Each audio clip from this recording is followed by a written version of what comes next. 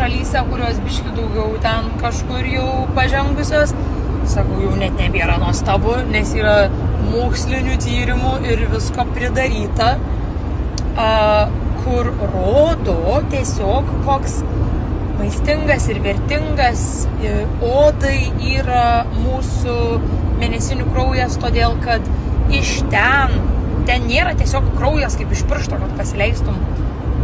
Tame kraujyje yra kiaušinėliai, kurie galėjo virsti gyvybę ir išaugti ir užaugti į žmogų. Tai jie išeina per tą kraują. Tai ten yra tiek daug gyvybės potencialo ir visų reikiamų medžiagų užauginti tą kiaušinėlį į gyvį. Tai Sveiki, draugužiai.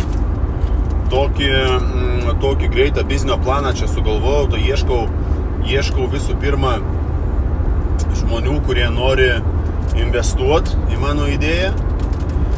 Visų antra, tai kad nereikėtų daug rašyti, ieškau, žodžiu, moterų mėnesinių kraujo, bet to šviežio pirktą prasme, to maistingo, to gerojo tokio, bet ten visokių piktuolių, ten ir šiaip gnydų visokių kraujo, to pikto tai nereikia. Reikia tik tai tokio kraujo, tų moterų, kurios pozityvios yra, ta prasme, kurios vaibą tą gerą skleidžia, ta prasme, ten visi kiti tai nedomina.